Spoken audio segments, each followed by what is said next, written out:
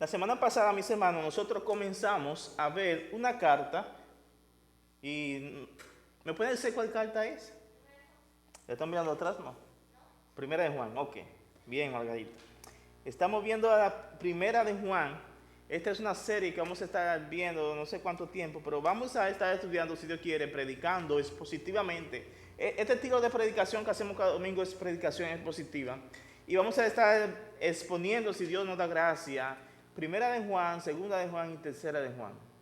Y este es un libro que, como le decía la semana pasada, que usted vaya orando a Dios. Vimos solamente la introducción la semana pasada. Orando a Dios para que Dios nos hable a través de esta predicación. Y en forma de repaso, pensando un poquito en lo que dijimos la semana pasada, yo quiero como condensarlo un poquito en breves explicaciones de lo que vimos la semana pasada para que usted tenga un contexto en su mente de esto. Pero la semana pasada habíamos dado algunos datos importantes que nos van a ayudar a nosotros a que podamos entender Primera de Juan cuando nosotros nos adentremos en ella en la predicación. Estos datos son importantes. El pastor Miguel Núñez decía lo siguiente. Él decía que la Biblia de estudio tiene una introducción para cada libro de la Biblia. Y es una de las razones de por qué los creyentes, antes de ponerse a estudiar un libro de la Biblia, deberían de leer la introducción para que sepan de lo que se pasaba como contexto a la hora que se escribió ese libro. Pero nosotros dijimos la semana pasada, y es posible que yo no vaya a terminar este sermón hoy, pero creo que va a ser en dos partes. Pero nosotros dijimos la semana pasada que esta carta de Primera de Juan fue escrita por Juan, que fue uno de los 12 discípulos de Jesús. El apóstol Juan fue el escritor de esta carta, que fue uno de los 12 discípulos de Jesús, el mismo que escribió el Evangelio de Juan, el mismo que escribió Primera de Juan, el mismo que escribió Segunda de Juan, el que escribió Tercera de Juan y que escribió Apocalipsis. Fue el mismo autor. También nosotros dijimos que la iglesia cristiana siempre le ha atribuido la autoría de Primera de Juan ¿a quién? A Juan.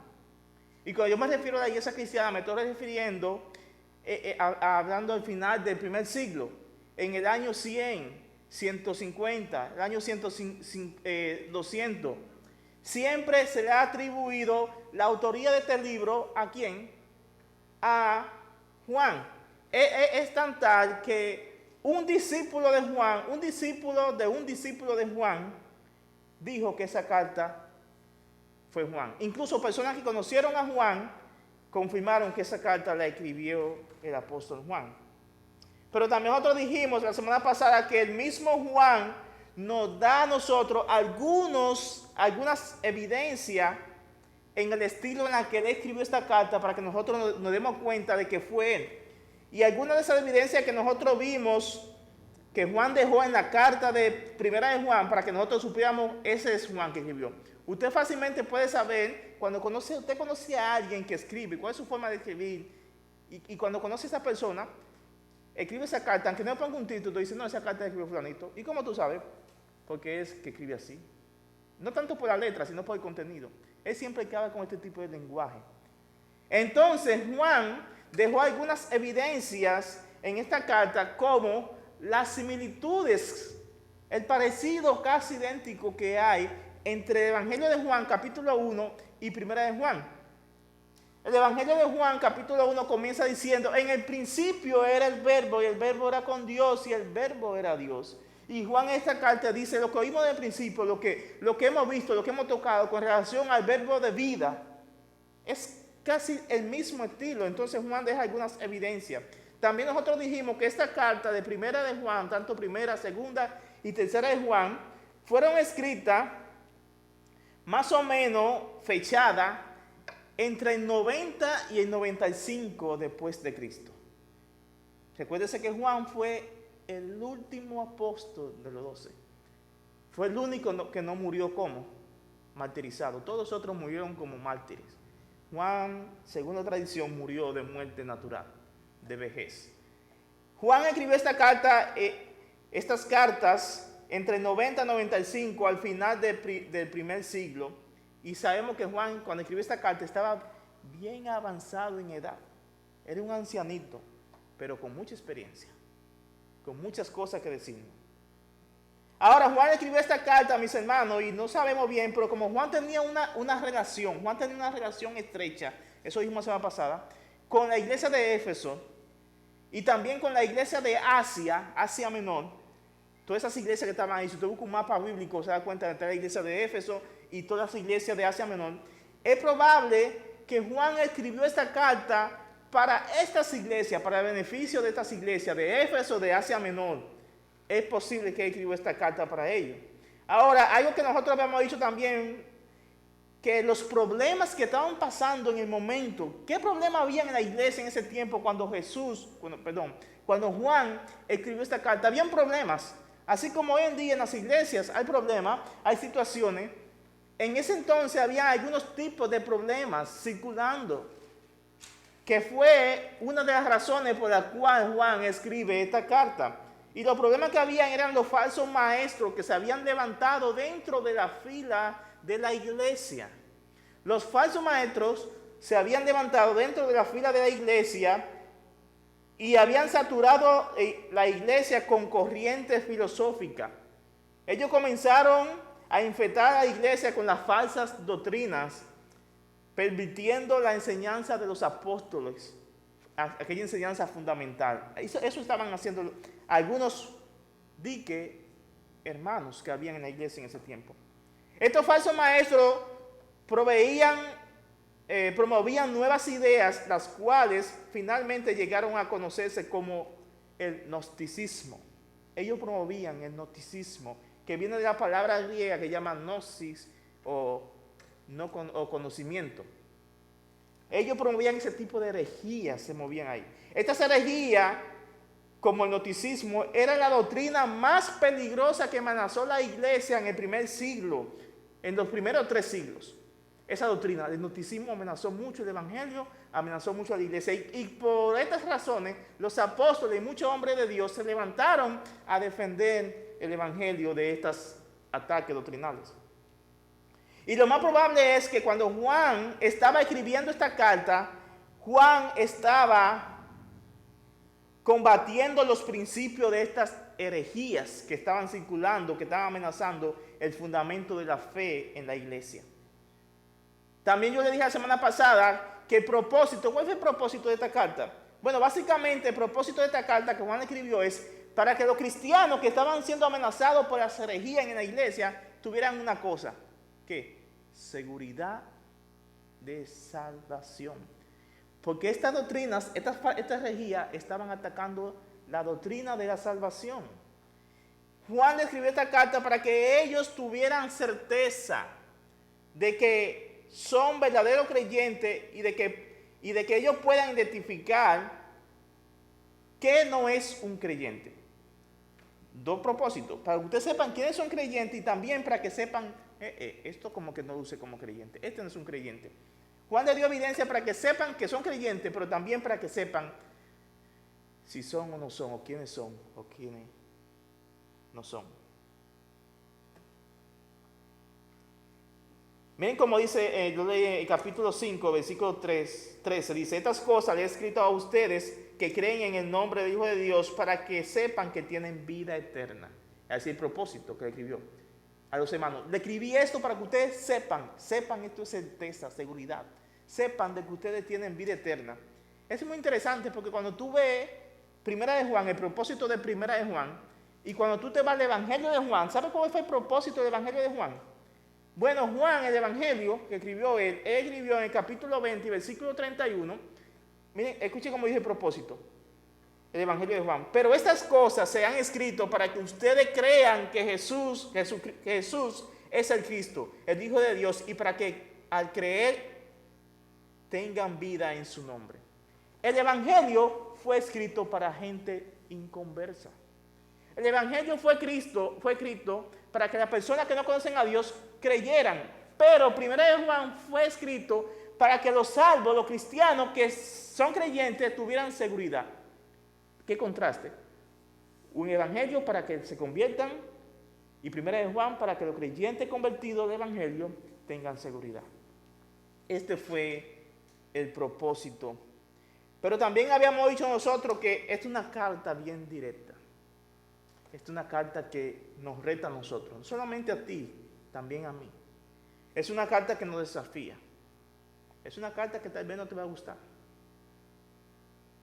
Pero si no te gusta, es tu problema con Dios. Es una carta que nos va a desafiar. Esta carta va a poner en evidencia lo que son, lo que somos. Si tienes vida eterna, vas a tener certeza de que eres cristiano. Si no tienes, te darás cuenta de que no eres. Esta carta pondrá en evidencia nuestros estilos de vida, nuestras conductas. Serán evaluados a la luz de la enseñanza que Juan describe en esta carta. Prácticamente en esta carta hay 3 termómetros o 3 filtros que evidencian si tú eres creyente o no eres. Y estos filtros son, el primero, el filtro de la obediencia, que vamos a ver después con el tema de la carta, el filtro del amor y el filtro de la sana doctrina. Esos 3 filtros prácticamente son los filtros que van a evidenciar si somos o no somos. Sin más que decir, vamos a entrar a este título que dejamos, este tema que dejamos la semana pasada. Cristo, el único fundamento de nuestra comunión. Vamos a ver, Cristo, el único fundamento de nuestra comunión. Y creo que veamos como primer punto, Cristo, el Cristo no diluido garantiza nuestra comunión. Es interesante, yo creo, antes de comenzar a leer estos primeros 4 versículos, pero el primer punto que vamos a ver es, el Cristo no diluido garantiza tu comunión. Ahora, ¿cómo que el Cristo no diluido? Es interesante porque hoy en día hay tantas personas, iglesias, promoviendo un Cristo, pero que lo han diluido. No ha sido el evangelio, no ha sido un Cristo puro. Es como los Gálatas. Cuando usted lee Gálatas el libro de Gálatas completo, y lee Gálatas capítulo 3, Pablo le dice a los hermanos de Gálatas, como la traducción dice, hay Gálatas tontos, así dice Pablo. Gálatas tontos, otra versión dice, oh mis amados Gálatas estúpidos, una palabra fuerte, otra traducción que dice, ¿cómo fue que se dejaron embrujar para dejar el evangelio y seguir otras cosas? Pablo le está diciendo a los hermanos de Gálatas, porque había una herejía en Gálatas que decía, no, para tú ser salvo, tú necesitas a Cristo, ¿verdad? Pero también necesitas las tradiciones, necesitas guardar esto, necesitas guardar estos rituales, necesitas guardar esto y esto. Y era Cristo y algo más. Cristo y algo más. No, es Cristo o es nada. Es Cristo solo para la salvación. Entonces Pablo está refutando eso. Y hoy en día nosotros vemos muchas personas, iglesias, que están enseñando, predicando a un Cristo y algo más. Un Cristo y algo más. Están diluyendo a Cristo. O le están minimizando. Entonces, vamos a ver este primer punto. El Cristo no diluido va a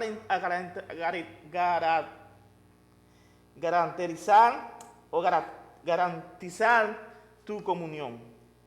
El Cristo no diluido. Porque tu comunión va a depender de lo que tú creas, de lo que tú afirmes de Cristo. De lo que tú creas, de lo que tú afirmes de Cristo, conforme a la Biblia, de eso va a depender tu relación con Dios. De eso va a depender. Así que vamos a leer los versículos 1 hasta el 4 de Primera de Juan. Dice, lo que existía desde el principio, está en pantalla ahí también. Lo que existía desde el principio, lo que hemos oído, lo que hemos visto con nuestros propios ojos, lo que hemos contemplado y lo que han tocado nuestras manos. Esto escribimos acerca del verbo de vida. Y la vida se manifestó a nosotros.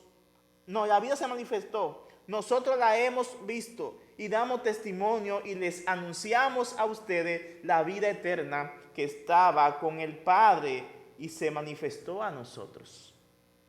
Lo que hemos visto y oído, les proclamamos también a ustedes, para que también ustedes tengan comunión con nosotros. En verdad nuestra comunión es con el Padre y con su Hijo Jesucristo. Les escribo estas cosas para que vuestro gozo sea completo. Para que vuestro gozo sea completo. Así que vamos entonces a ver otro primer punto. El Cristo no diluido garantiza nuestra comunión.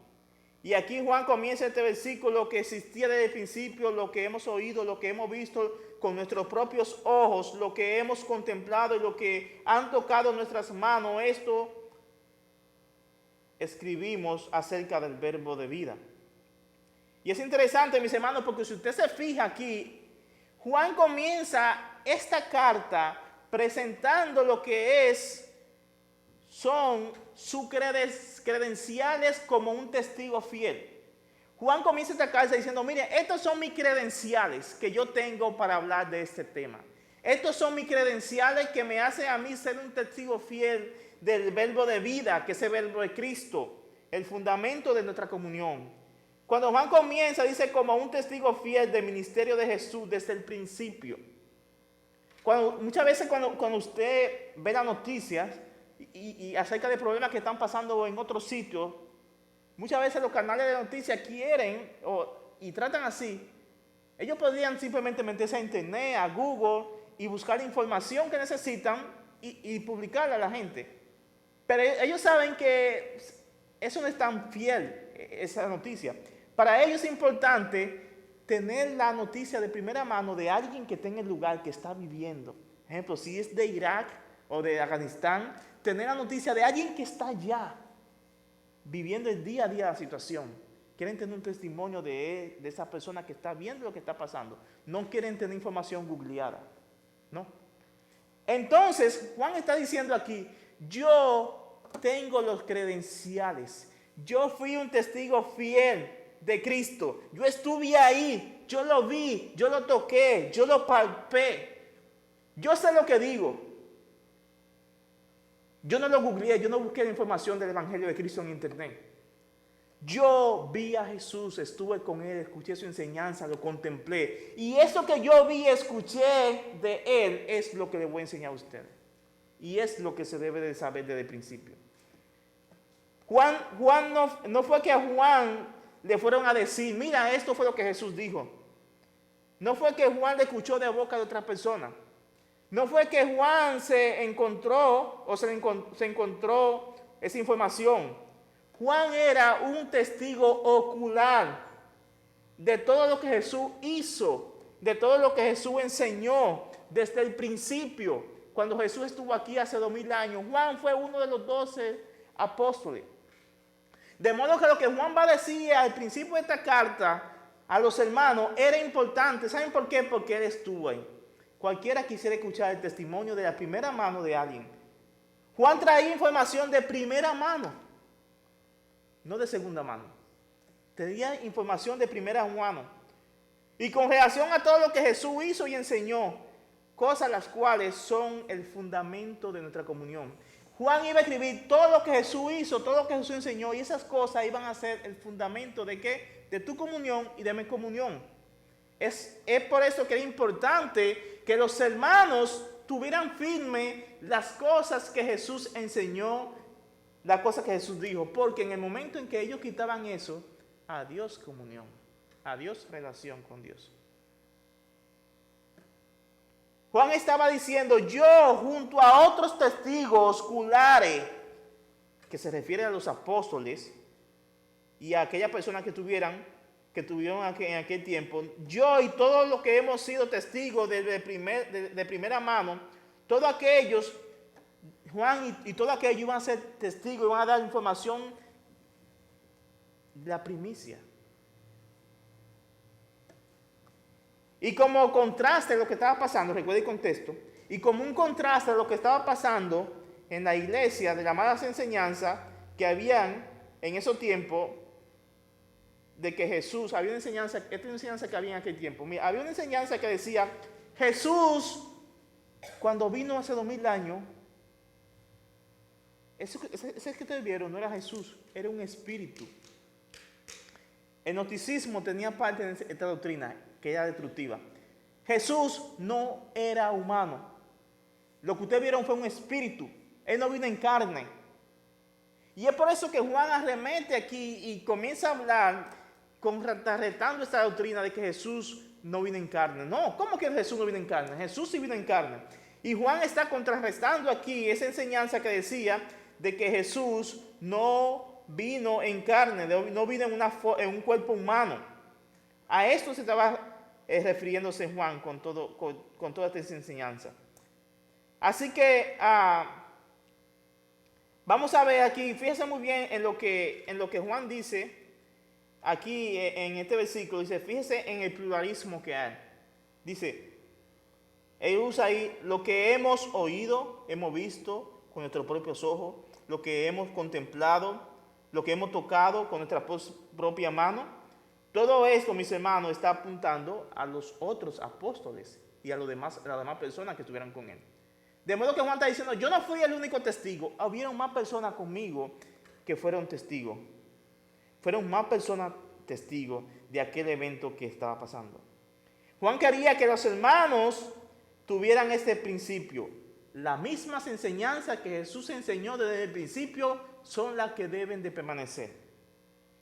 El mismo evangelio de ayer, mis hermanos, debe ser el mismo evangelio de hoy. No hay que diluirlo. El mismo evangelio de ayer debe ser el mismo evangelio de hoy. Lo mismo que Juan ha dicho desde el principio, lo estaba diciendo ahora en este periodo de su vida, casi en su edad de fallecimiento, casi. Lo mismo que dijo desde el principio, lo mismo sostenía. Y esto es importante. ¿Sabe por qué? Esto es importante porque la palabra de Dios nunca cambia. La palabra de Dios nunca cambia, sino que permanece para siempre. Los tiempos, las personas, las modas, el mundo puede cambiar, pero el evangelio, la palabra de Dios, no cambia. No cambia. Y hoy en día nosotros estamos viviendo en tiempos donde nosotros encontramos a muchas personas que andan en busca de una revelación nueva. Personas que andan en busca de una revelación nueva, de que algo fresco. Es tanta de personas que le aburre este tipo de predicación, este tipo de enseñanza de la Biblia, sí. Porque ellos quieren cosas que le hagan experimentar, que le hagan tener un éxtasis y entrar en una revelación, porque eso no es. La palabra de Dios es suficiente. Quieren experiencia extras bíblica. Y Juan está diciendo lo mismo que era en el principio, lo que nosotros vimos, lo que escuchamos, lo que tocamos, lo que palpamos, lo que contemplamos, eso mismo le hablamos a ustedes acerca del verbo de vida. La Biblia no necesita ser actualizada cada año. La Biblia no, mucha gente piensa que sí. Gente que ataca la Biblia piensan diciendo, tenemos que actualizar la Biblia porque la Biblia es de hace tantos años y ya nosotros vivimos en otro tiempo, hay que actualizarle. La palabra de Dios no cambia. Es viva y eficaz y es eficiente para todos los tiempos. Para todo el tiempo. Si es que llega el año 3000, aún para el año 3000 la palabra de Dios va a ser eficiente. Y los creyentes, tú y yo como cristianos, mis hermanos, hoy en día debemos de estar firmes con esto. Debemos de estar firmes con esto. Nosotros no debemos de ceder a la presión de las falsas enseñanzas que quieren cambiar la palabra de Dios, el evangelio. No debemos ceder, por favor, no cedemos, porque eso sería nuestra perdición. Ceder a cambiar la palabra de Dios, ceder a la presión de las enseñanzas, ceder a la presión del mundo, del sistema del mundo, sería nuestra perdición. Eso sería vida sin comunión, sería vida sin gozo, sería vida sin salvación para aquellos que no conocen de Cristo. Porque estamos quitando el único fundamento que es la garantía de nuestra comunión. Juan dice que él fue un testigo que oyó, que vio, que contempló, que observó, que tocó, que palpó con sus propias manos el verbo de vida. Yo lo vi, lo toqué, lo palpé. Esta palabra que Juan dice, el verbo de vida, en griego hay dos palabras para referirse a la vida. La primera palabra es la palabra bios. Bios, que de donde viene la palabra biología o estudio de la vida.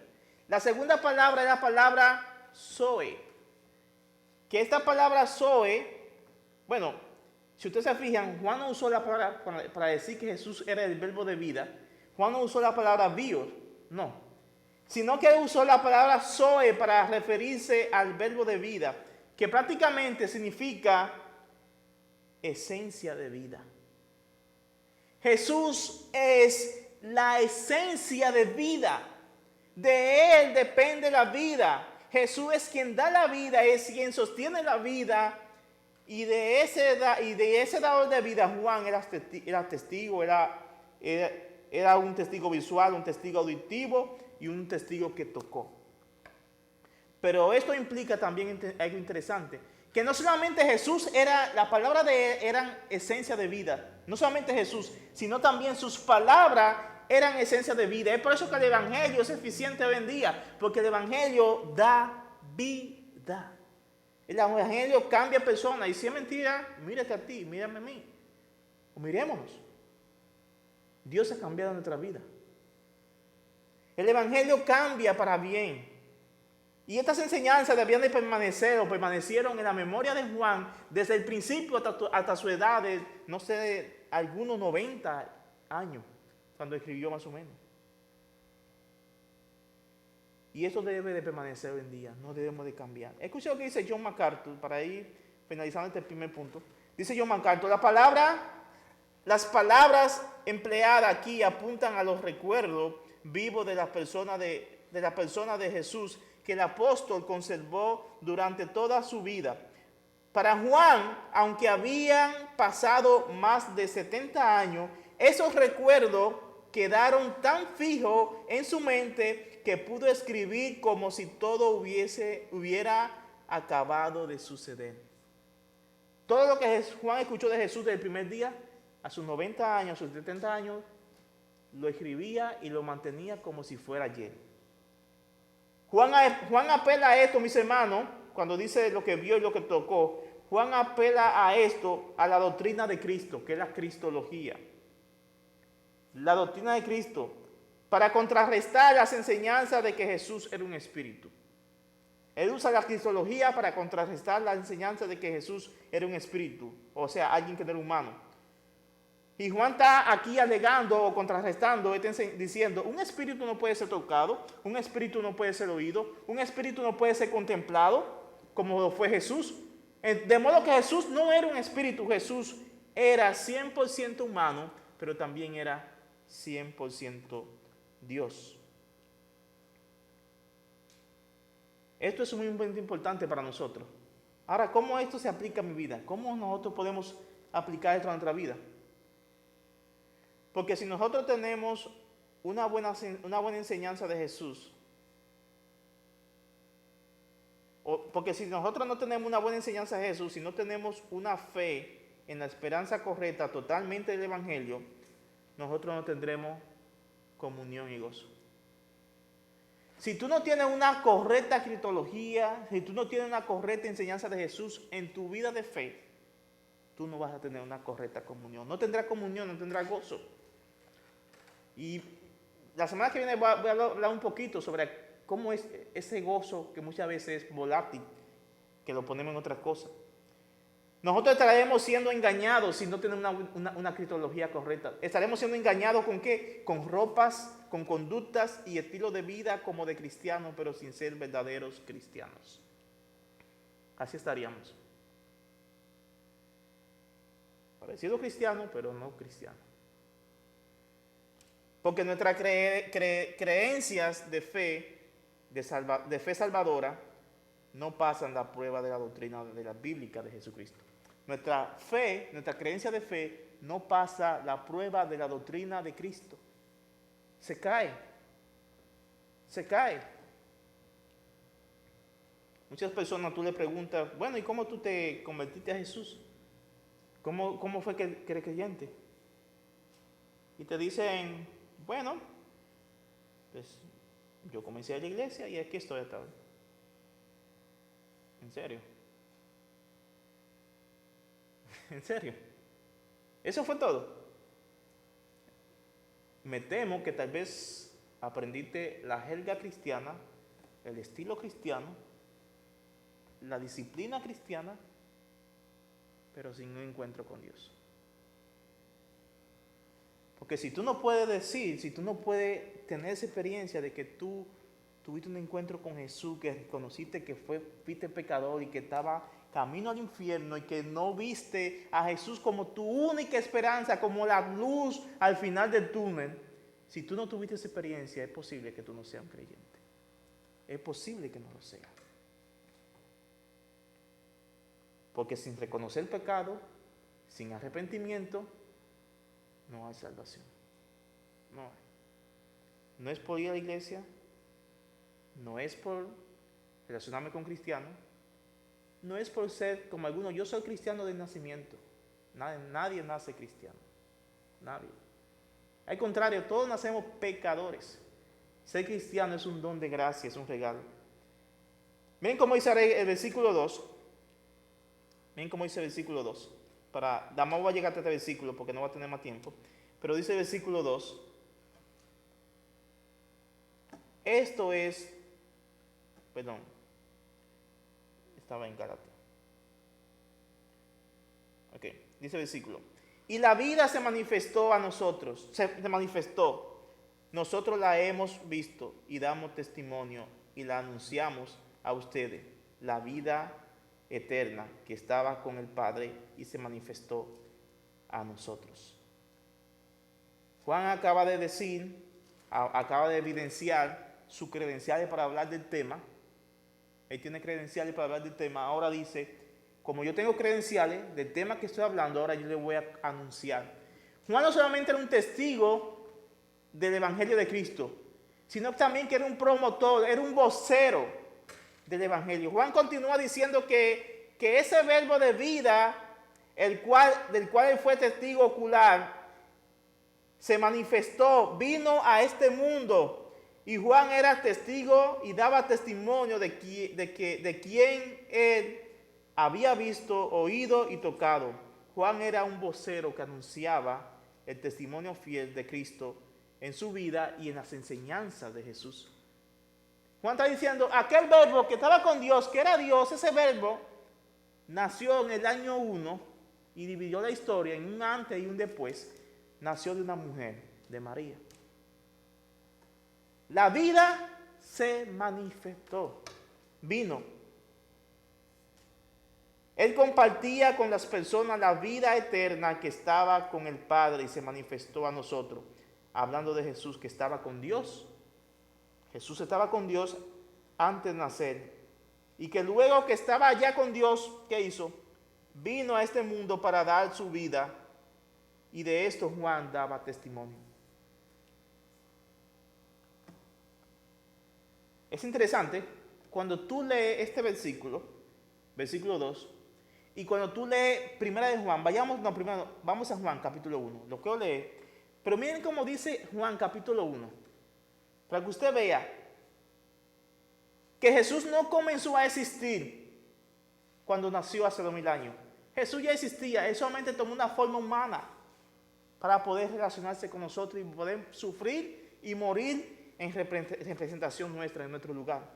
Miren cómo dice Juan capítulo 1, versículo 1 al 4 y luego el versículo 14, dice, en el principio ya existía el verbo. ¿Quién es el verbo? Jesucristo. En el principio ya existía el verbo y el verbo estaba con Dios. El verbo estaba con Dios. ¿Y qué más dice? Y el verbo era Dios. Estaba con Dios, era Dios. Él, ¿quién? El verbo estaba en el principio con Dios, versículo 3. Todas las cosas fueron hechas por medio de Él. Y sin Él nada de lo que ha sido hecho fue hecho. Oh, el verbo que estaba con Dios, que era Dios, fue quien creó todo, incluyéndote a ti y a mí. Jesús te creó a ti y me creó a mí.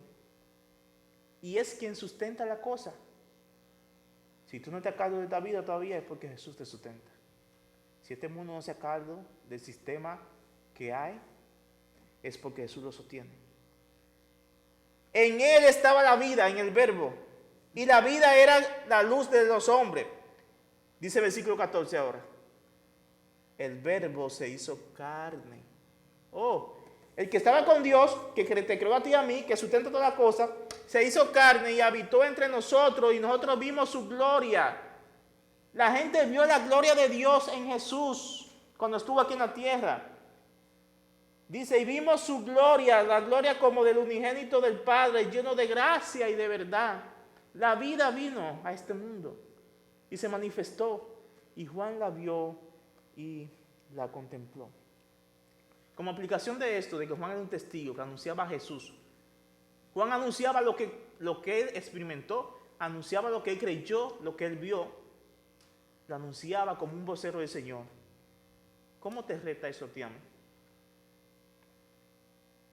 Nosotros como testigos de la vida, tú y yo somos testigos. ¿Tú eres cristiano? Somos testigos de la vida de Cristo en nosotros, la cual nosotros hemos recibido, y también nosotros debemos de dar testimonio fiel de esa vida, así como Juan lo hacía. Nosotros debemos de dejar de poner excusas para no compartir el Evangelio con otras personas. Dejemos de poner excusas. No diga que tú eres tímido. No diga eso. Porque eso es una mentira. Decir que tú no compartes de Jesús con otra persona porque tú eres tímido, eso es una mentira. Es una mentira. Porque habla a darle la lengua con otros temas y con otra persona. ¿Tú ves? No, yo soy tímido para compartir de Jesús, pero con otros temas, oye, hay que callarte. Hay que callarte. Hay que callarte a ti. O hay que callarme. Entonces, si cuando tú ves a alguien, no, yo no hablo de Jesús, pero sí de otro tema, sí habla muchísimo, entonces el problema no es la timidez, no es que es tímido. ¿Y entonces cuál es el problema? El problema es la falta de interés por el Evangelio y por la cosa de Dios. Me interesa más lo mundano, me interesa más la cosa del mundo, hablar de eso, de todos los problemas que estén pasando, de todo lo que pasa en el mundo, como decíamos en otro tiempo, hablar de la bolita del mundo, pero de Jesús no. El problema es el interés. Ese es el problema. Me interesa más una cosa que la otra. Ese es el problema. Pero si tú compartes de Cristo, supongamos que tú quieres compartir de Cristo, supongamos que yo quiero compartir de Cristo, y de que yo no soy tímido y que yo quiero compartir diariamente. Si tú compartes de Cristo, por favor, si vas a compartir de Cristo, asegúrate de no compartir un Cristo diluido. Asegurémonos que cuando compartamos de Cristo a unas personas, no compartamos a un Cristo diluido. Conoce, estudia lo que Dios dice acerca de la salvación.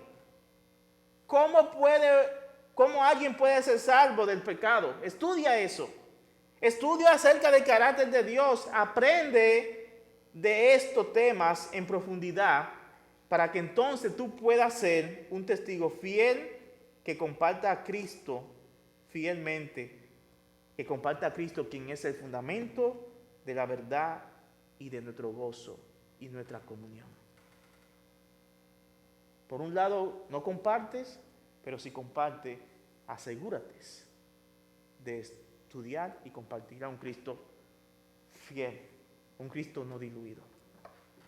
La semana que viene vamos a ver los versículos que siguen y vamos a ver el gozo completo es resultado de nuestra comunión con Dios. El segundo punto, la semana que viene. Pero hasta ahora, quédate con eso en tu mente, quedémonos. De que nosotros como Juan también somos testigos de la salvación y debemos también de compartirla. Cristo es el único fundamento de tu comunión. Asegúrate de que cuando tú dices yo tengo gozo con el Señor, tengo comunión, esté basado en Cristo. Porque muchas veces nuestro gozo, nuestra comunión la basamos dependiendo del momento, dependiendo del clima. Dependiendo del clima, si está nublado yo estoy bien, o estoy mal. Si está soleado estoy bien. No, Mi gozo, mi comunión no depende del clima. Porque si es así, tenemos un fundamento mal. Si tu gozo no depende del único que es el fundamento de tu gozo y tu comunión, Cristo, entonces hay un problema. Es por eso que estamos viendo este tema de que Jesús es el único fundamento de nuestra comunión. Vamos a orar. Señor, gracias porque tú eres bueno. Gracias por tu misericordia. Yo creo que cuando nosotros escuchamos tu palabra, Dios, en este momento que así expuesta, tenemos que pasar revista a nuestra vida porque en algunas áreas, Dios, te hemos fallado. Ya sea en la área, Dios, en que tenemos un fundamento, una comunión, una fe puesta en cualquier otra cosa que no es tú. Ya sea porque nosotros hemos querido agregar a nuestra vida a Cristo más otras cosas más para sentirnos satisfechos, cuando solamente es Cristo solo. Perdónanos, Dios, por las veces que también nos hemos avergonzado, no querer compartirlo, cuando queremos hablar y compartir de otras cosas, de otros temas que ningún provecho traen, pero no de Cristo. Pero también perdónanos cuando muchas veces hemos compartido de todo disfrazado de Cristo, pero no es el Evangelio. Perdónanos cuando le hemos dicho a las personas que pueden tener salvación sin arrepentimiento, que pueden tener gozo y paz y amor, pero sin Cristo. Perdónanos por eso. Perdónanos cuando hemos dicho a las personas que lo que necesitan ellos es solamente ir a la iglesia y sentarse en una banca. No. Ayúdanos a ser testigos fieles, que prediquemos el Evangelio, que prediquemos la salvación, que prediquemos a un Cristo no diluido. Gracias, Señor, por ser tan bueno. Gracias por tu palabra. Te amamos, Señor. A ti sea la gloria y la honra. Cristo Jesús.